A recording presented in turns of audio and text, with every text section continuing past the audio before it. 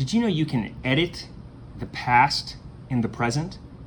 They're discovering that every day. We can edit the past in the present. Hit it.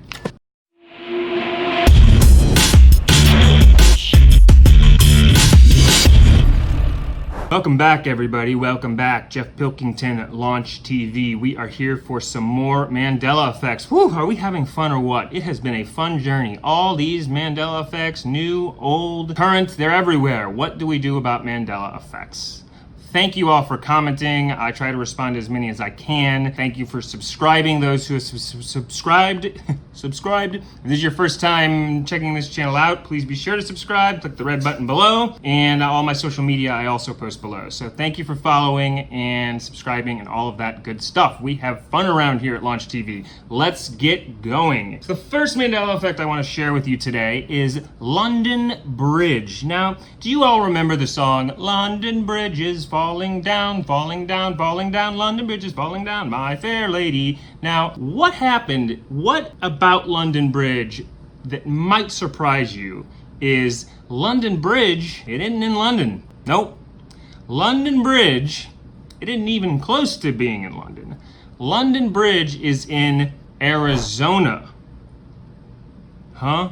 That's right, everybody. London Bridge is in Arizona, Lake Havasu City. It was bought by a tycoon who, the rumor was, he thought he was buying Tower Bridge, but he bought London Bridge because it was falling down, so he bought the new London Bridge. And this happened in 1968. Robert P. McCullough, he was like a chainsaw tycoon, bought the bridge, brought it to Arizona, and he created like a fake like moat behind it, and he wanted it to be a tourist attraction to a fake version of a city that now it's apparently all still there, and it's Lake Havasu City, right in the middle of the Arizona desert, is a standing London Bridge. That is the London Bridge. It was bought from London by this tycoon.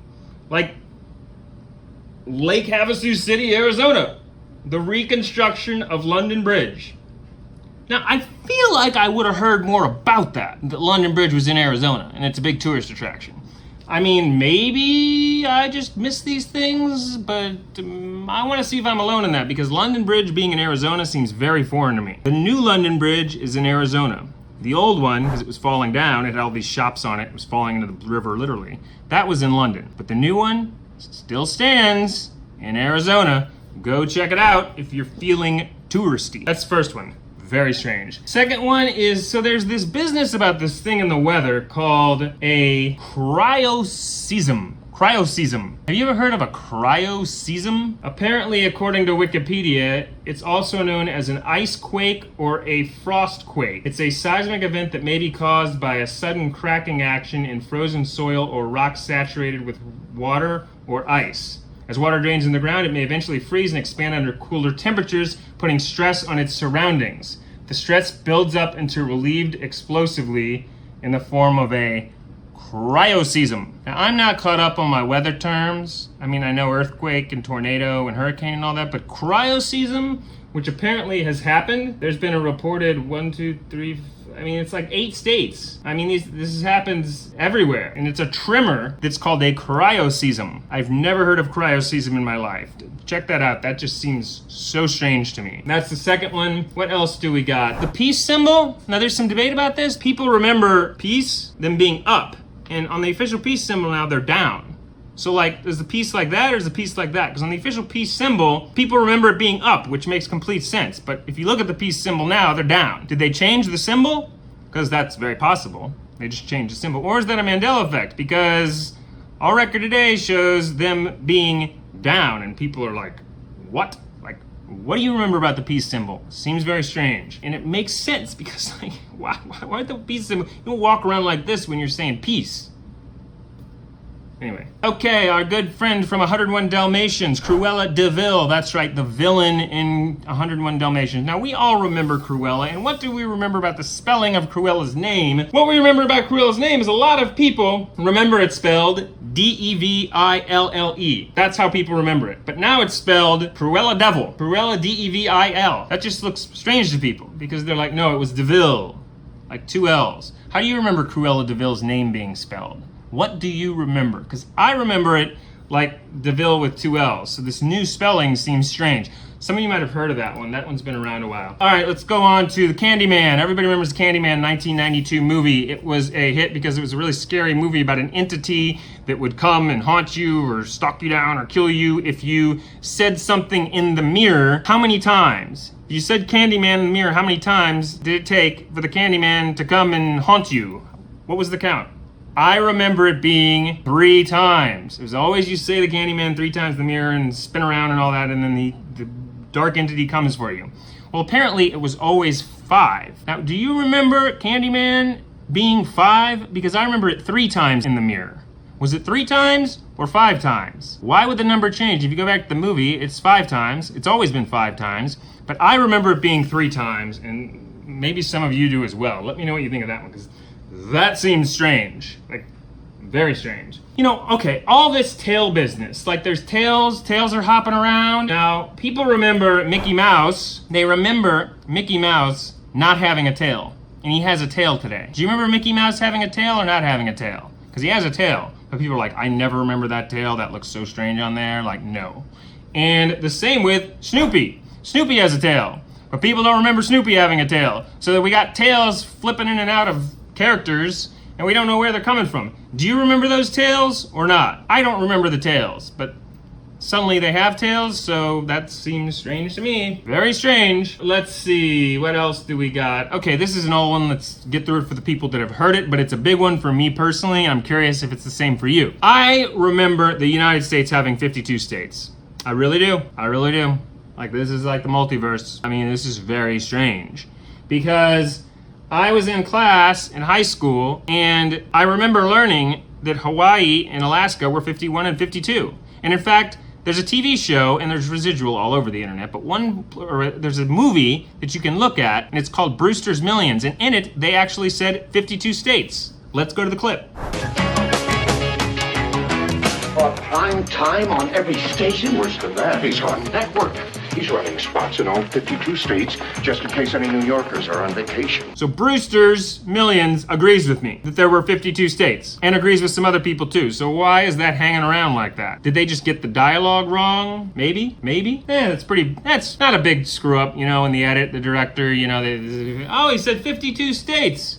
We can leave it. You know, let's pretend there's 52 states. Is that what they said back then? Seems a little strange. Why do I remember Hawaii and Alaska being 51 and 52? And some of you are going to say Puerto Rico and all that. No, not Puerto Rico and DC. I remember 52 states. But there's only 50, and there's always only been 50. So somebody was in an alternate universe or something. Strange. What else do we got? Okay, so the moons. So if you look at the Farmer's Almanac March 10th, 2019 website, it was updated on March 10th, 2019, apparently moons all have these names. Now, I remember the full moon, half moon, the harvest moon, like those are ones that I remember. But these names that apparently have been around for a long time, I don't remember these names. So let's throw some of these moons out here up here because it just seems very strange. Okay. So January, we've got the full wolf moon. Do you remember the wolf moon in January? That seems strange. This is official Farmer's Almanac, okay? February, we've got full snow moon.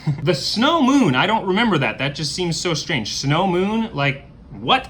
Okay. March, we've got the full worm moon. March is the worm moon. Do you remember the worm moon? I don't remember any mention of that, okay? April's the pink moon, full pink moon. Do you remember the full pink moon in April? It's weird. May is the flower moon, of course, because it's springtime, which is just bizarre. I don't remember these names. Okay. June is the strawberry moon. Strawberry moon. Very odd. July is the buck moon. The buck moon. Now, do you remember the buck moon? Full buck moon? Okay.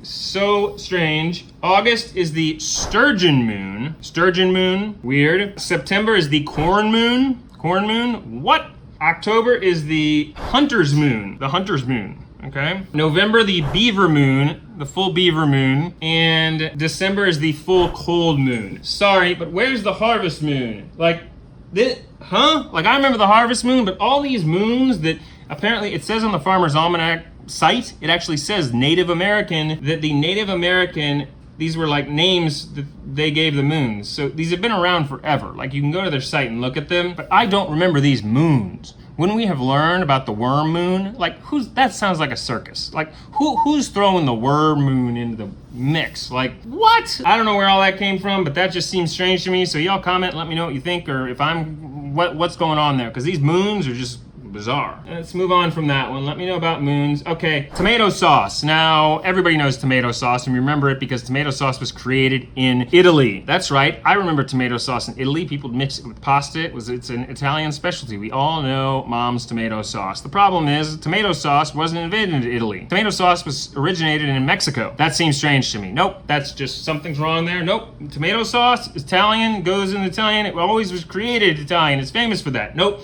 If you look into the history, it started in Mexico in 1540 and did not get to Italy. Italy was the first to mix it with pasta, which was in 1692. So 1692, tomato sauce and pasta were first mixed in Italy. But in 1540, it was created in Mexico. And that's how history has it. Did tomato sauce start in Mexico? What do you remember? That just is weird to me because I feel like we would have heard that tomato sauce originated in Mexico. Very strange. In the great tradition of Pride Month, which God bless our LGBTQ people. I love LGBTQ. I love all forms of it. They're amazing, amazing, amazing people. We should always support all of this. It is incredible. But what's surprising to me is we all knew about the pride flag. Like everybody knew about it. Like gay and lesbian pride flag, the rainbow. Like we all remember that flag. However, there's apparently been for a while a lot of different flags. Now, do you remember there being a lot of different flags? Because there was always the pride, but I didn't know all these other flags existed. And maybe they have always existed. Maybe they're newer. I don't know. Or were they always there and we don't remember? Or like, are these coming over from a parallel reality like the moons, like moons and flags? Because this is awesome, first of all, that there's so many different, pride flags. This is really cool, but like, I didn't know they existed. We've got the leather pride flag. We've got bear pride flag. We've got bisexual pride. We've got straight pride, lipstick lesbian pride, fat fetish pride, straight allies pride, lesbian pride, asexual pride, pansexual pride, polyamorous pride, transgender pride, intersex pride, gender queer pride, rubber pride, master slave pride, feather drag pride. I mean, I could go on and on. We've got ownership pride, ABDL pride, pony pride, military uniform pride, and like there's probably even more than that. I mean, there's even, if you keep looking through here, there are immense. I mean, there's like one for BDSM, there's one for skinhead, leather girl, boot black, leather boy, slave, dog puppy, boot, switch, Folsom Street Fair, leather UK. Okay, there's a lot of flags, and this is great, but like, do you remember these flags, or is this like, where did this come from? This is great for LGBTQ, but I don't remember any of these flags happening. Like, this is awesome. We should all hit whatever's the right person should hang the flag on their front porch. We should celebrate this. Why are we not hearing more about these? Like, this is exciting. This is great stuff. It needs to be promoted more in the mainstream. More. So I don't know if that's a Mandela effect or not. Let me know what you think if you remember those flags. But they're awesome nonetheless. Great support, LGBTQ, love it, fantastic. That's all I have for you guys today. Thank you very much for checking in. Thank you for watching this. If you like, please leave a comment below, and I will see you all next week. Enjoy your weekend. Thank you, later.